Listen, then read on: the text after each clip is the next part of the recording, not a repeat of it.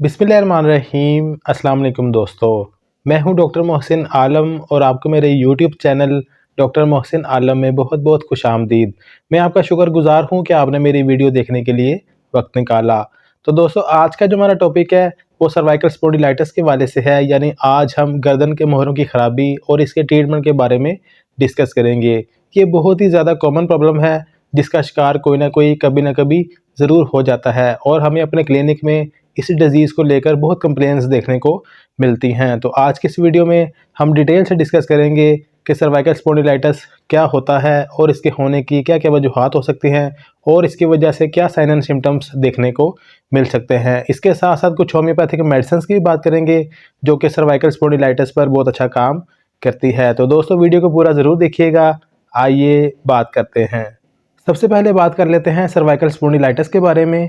ये क्या होती है दोस्तों? हमारी जो रीढ़ की हड्डी होती है इसको मुख्तलिफ पार्ट्स में तकसीम किया जाता है। इसका जो अपर पार्ट होता है, अपर पोर्शन होता है, यानी हमारा जो नेक वाला एरिया होता है, इसको सर्वाइकल कहा जाता है। अगर किसी वजह से इसके अंदर कोई इन्फ्लेमेशन होती है, सूजन होती है, अकड़न होती है, यानी स्टिफनेस हो जाती है, तो इसको हम सर्वाइकल स्पॉन्डिलाइटिस कहते हैं। इसके होने की कई वजूहात हो सकती हैं, चंद एक मैं आपसे शेयर कर लेता हूँ।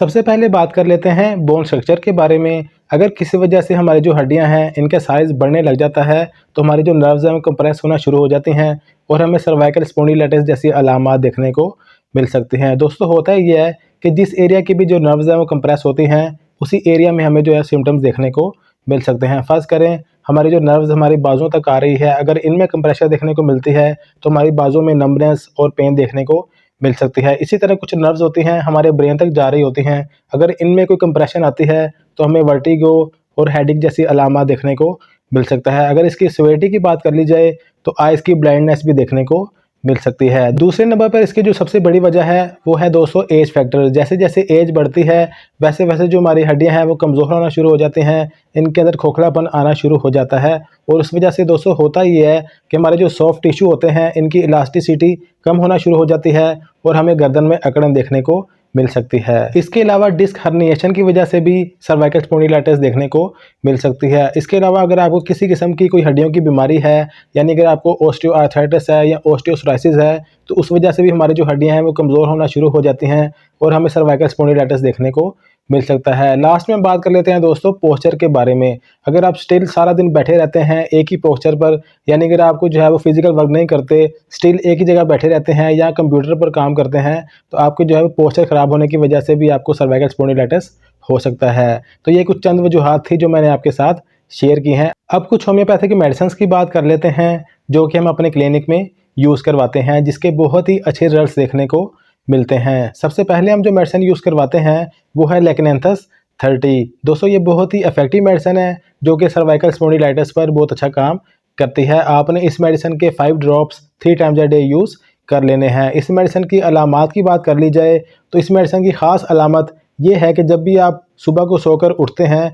तो आपकी गर्दन में बहुत ज़्यादा अकड़न देखने को मिलती है, स्टिफनेस देखने को मिलती है और पेन देखने को मिलती है। अगर आपको ऐसी अलामत सुबह के वक्त देखने को मिलते हैं तो आप ये मेडिसिन ज़रूर यूज़ कर सकते हैं। दूसरे नंबर पर हम जो मेडिसिन यूज़ करवाते हैं अपने क्लिनिक में वो है कोलोसेंथिस 30। दोस्तों, ये भी बहुत ही इफेक्टिव मेडिसिन है जो कि सर्वाइकल स्पॉन्डिलाइटिस पर बहुत अच्छा काम करती है। इस मेडिसिन को होम्योपैथिक की पेन किलर मेडिसिन भी कहा जाता है। आप इसको एज अ पेन किलर भी यूज़ कर सकते हैं। आपने इस मेडिसिन के 5 drops 3 times a day use कर लेने हैं। तीसरे नंबर पर हम जो मेडिसिन यूज़ करवाते हैं अपने क्लिनिक में वो है रेस्टॉक्स 200। दोस्तों, ये भी बहुत ही इफेक्टिव मेडिसिन है जो कि मसल स्टिफनेस पे और मसल्स को रिलैक्स करने में बहुत अच्छा काम करती है। आपने इस मेडिसिन को भी रूटीन से यूज़ कर लेना है। इस मेडिसिन के भी आपने 5 drops 3 times a day use कर लेने हैं। इसके बहुत ही अच्छे रिजल्ट्स देखने को मिलते हैं। जहाँ भी होम्योपैथिक में मसल स्टिफनेस का जिक्र आता है तो इस मेडिसिन का जिक्र ज़रूर आता है, तो आपने इस मेडिसिन को ज़रूर ऐड कर लेना है अपने ट्रीटमेंट में। तो दोस्तों, लास्ट में हम जो मेडिसिन यूज़ करवाते हैं अपने क्लिनिक में वो है R11। दोस्तों, ये भी बहुत ही इफेक्टिव मेडिसिन है। बेसिकली ये कंपाउंड मेडिसिन है। इन कंपाउंड मेडिसिन का यही फ़ायदा होता है कि ये एक से ज़्यादा अलामात पर काम करती है, यानी इसके पीछे अलामात कोई भी हो, कोई भी वजह हो किसी भी बीमारी के पीछे, तो ये मेडिसिन बहुत अच्छा काम करती है। तो आपने इस मेडिसिन को भी रूटीन से 10 drops 3 times a day use कर लेने हैं। लास्ट में दोस्तों, जो भी सर्वाइकल स्पॉन्डिलाइटिस के पेशेंट हैं उनको चाहिए कि पानी का इस्तेमाल ज़्यादा से ज़्यादा करें और अपने पोस्चर को हमेशा ٹھیک رکھیں، ایک ہی جگہ نہ بیٹھے رہیں، اس کے علاوہ کسی نہ کسی فزیکل ایکٹیویٹی میں ضرور حصہ لیں۔ تو دوستو یہ تھی آج کی ویڈیو۔ سروائیکل اسپونڈیلائٹس کے حوالے سے کوئی بھی کویشچن ہو تو آپ ہمارے کمنٹ باکس میں پوچھ سکتے ہیں یا ہمارے واٹس ایپ نمبر پر رابطہ کر سکتے ہیں۔ تو دوستو امید کروں گا آپ کو میری آج کی ویڈیو پسند آئی ہوگی۔ کائنڈلی ویڈیو کو لائک کر کے ہماری حوصلہ افزائی ضرور کیا کریں تاکہ ہم آپ کے لیے مزید اچھی ویڈیوز لے کر آئیں۔ اس کے ساتھ ساتھ چینل کو سبسکرائب بھی کر دیجیے گا اور بیل آئیکن کو بھی پریس کر دیجیے گا تاکہ آپ کو آنے والی ویڈیوز کا نوٹیفیکیشن مل سکے۔ تو انشاءاللہ دوستو آپ سے اگلی ویڈیو میں ملاقات ہوگی۔ مجھے اپنی دعاؤں میں یاد رکھیے گا، اپنا اور اپنے پیاروں کا خیال رکھیے گا۔ اللہ حافظ۔